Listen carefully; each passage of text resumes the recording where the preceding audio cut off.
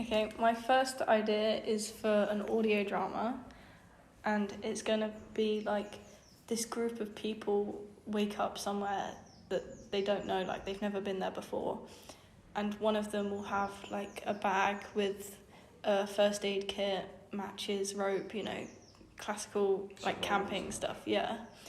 And then like they'll get bit or like twist an ankle or something, and they have to set up camp, but they don't know that they're like segregated by walls from like the outside world.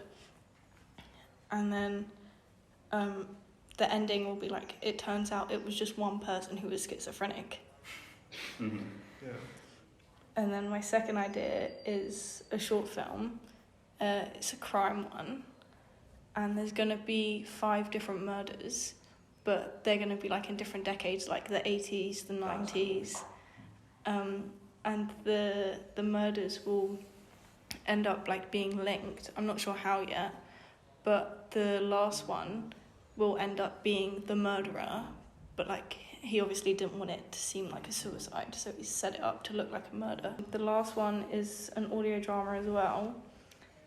It's gonna be fantasy, and I'm planning for there to be 2 characters, and they're gonna be strangers at first that end up becoming friends because they both go to the same place to like have some peace and quiet, and then when they're there, like weird things happen,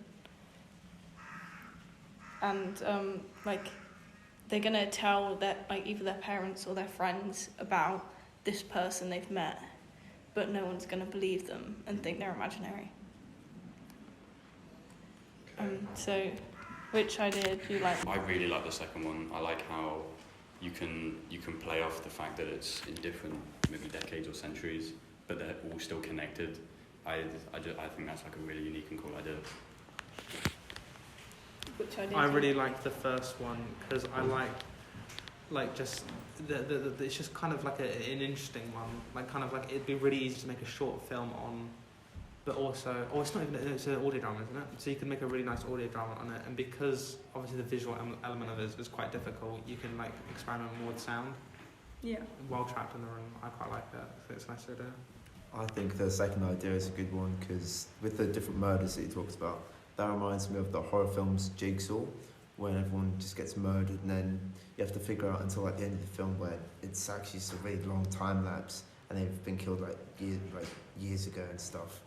So I think the second one's a really good idea and you could do a lot with that.